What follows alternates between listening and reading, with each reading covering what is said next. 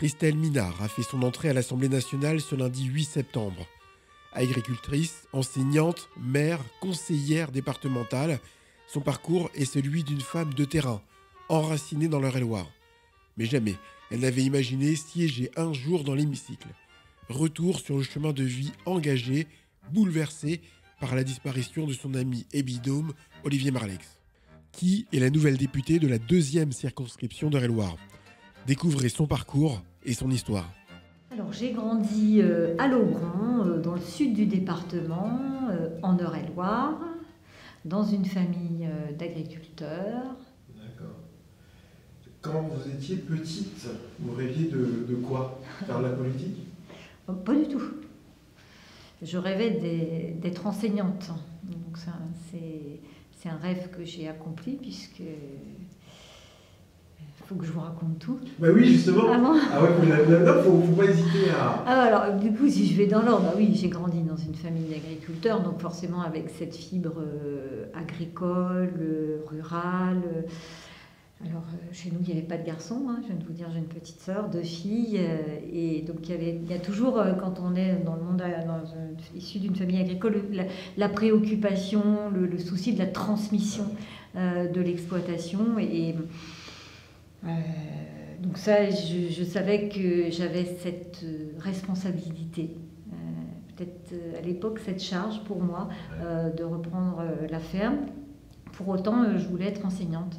Donc j'ai un parcours, j'ai fait une formation agricole, hein, j'ai fait un bac agricole, j'ai fait un BTS agricole, et puis après j'ai fait une double licence, administration, économie et sociale, et une licence des sciences de l'éducation, avec le projet de pouvoir enseigner. Malgré une vie déjà bien remplie, Christelle Minard fait ses premiers pas en politique.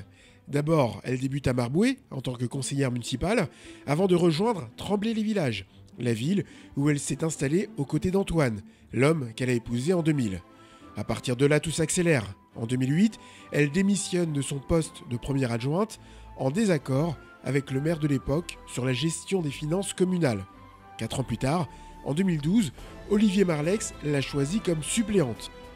Lorsqu'il vous l'a proposé, ce que vous avez ressenti, une fierté, comment ça s'est fait, comment ça s'est passé? Olivier, il est venu me chercher. Je pense qu'il a repéré mon parcours parce que voilà, j'ai un parcours de combattante. Ça a été, je m'étais présentée au Conseil général à l'époque contre Jean-Pierre Gaborio. J'ai fait avant 2015, le précédent mandat, je m'étais présentée contre Jean-Pierre Gaborio. C'était pas contre Jean-Pierre, mais là aussi, on n'avançait pas trop dans la communauté de communes. Donc, je m'étais dit, il y a des choses à faire, quoi. C'était quand même dommage un combat. Je n'ai pas été élue, mais on n'était pas loin de l'être. Donc je pense qu'Olivier m'avait repéré dans ce combat électoral. Ensuite, Tremblay avec un mandat, avec un maire, voilà, où j'ai fini avec une opposition, enfin voilà, où ça a été compliqué. Et puis élu, voilà, et avec la confiance aussi des habitants de Tremblay. Olivier avait un attachement particulier à Tremblay avec le docteur Taugourdeau. Donc en fait, il y a plein d'éléments qui convergeaient, je pense, pour qu'ils viennent me chercher. C'est dans l'ombre d'Olivier Marleix qu'elle poursuit son engagement. Suppléante fidèle depuis 2012, elle le soutient sans jamais nourrir l'ambition de le succéder. C'est pas une ambition de votre part que d'un jour... Ah non, c'était...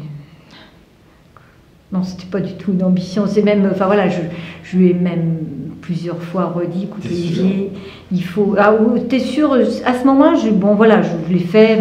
Après, je lui ai dit, écoute, quand il m'a demandé de renouveler, de rester sa suppléante, je lui ai dit, tu sais, ce serait bien que tu trouves un autre suppléant ou une autre suppléante, ça y est, maintenant, t'es pas... Enfin voilà, parce qu'en 2012, pour Olivier, c'était son premier mandat, hein, c'était son premier combat politique aussi sur la circonscription en tant que député. On avait réussi ensemble, quoi, je pense que. Et du coup, quand il m'a demandé de renouveler, je lui ai dit, bah oui, mais bon, ça serait bien maintenant que peut-être tu trouves quelqu'un d'autre. Ça y est, t'es bien lancé. Moi, je suis trop attachée à mes mandats locaux, mon mandat de maire, le département, l'agglo. Enfin, ça, c'est des dossiers que je maîtrise, qui me rassurent peut-être aussi. Hein, je sais où est ma place. J'ai pas envie d'être députée. D'accord. Donc ça, Olivier, il le savait. La dernière fois, encore, il me disait que j'étais son petit porte-bonheur. En fait, quelque part, il voulait... On avait commencé ensemble et en gros, on terminerait ensemble. Mais le 7 juillet dernier, tout bascule. La brutalité de la disparition d'Olivier Marleix la laisse dévastée, avant de réaliser qu'elle devra, par la loi, prendre sa place. Donc si je puis dire, aujourd'hui, mon rôle, c'est de m'inscrire dans cette continuité-là. Je porte ce combat pour Olivier, pour sa famille, pour notre famille politique, par responsabilité. Après, je ne vous cache pas que j'y vais recule. D'accord. Alors avant d'aller plus loin, je vais revenir au moment où, à l'annonce du décès, alors pas vos relations avec Olivier, mais ce que vous avez ressenti lorsque vous avez compris que vous alliez devenir député, vous qui ne vouliez pas devenir député. Eh bien déjà, la brutalité,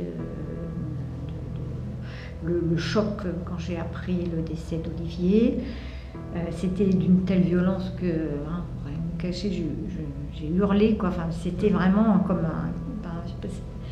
Alors, j'imagine que de perdre son enfant, son conjoint, c'est bien pire, mais vraiment avec Olivier, c'était, on était proches, quoi. Et du coup, ça, c'était le cri. J'ai pas réalisé, enfin pour moi, il a eu un accident cardiaque, cérébral. J'ai été dans le déni toute la journée de la manière dont il avait mis fin à sa vie. Je ne l'ai pas entendu. Hein. Après, il a fallu que je rappelle le préfet le soir. Enfin, je veux dire, c'était surtout les uns. C'est Gérard Sourisseau qui me dit, mais si, je lui dis, Gérard, c'est pas vrai, on te raconte des histoires. Olivier, il a vu un... Non, mais je me revois encore. Du coup, là, je finis par rappeler le préfet et il me dit, mais Christelle, je vous ai appelé tout à l'heure, je vous ai dit qu'Olivier avait mis fin. Et ben, je ne l'ai pas entendu. J'étais vraiment dans le déni. Et alors, je l'ai réalisé très vite à 18h. Je crois que c'est l'Assemblée nationale qui m'a appelé, le préfet. J'ai reçu un arrêté du ministre, puisque, de par la loi, le remplaçant, il remplace immédiatement.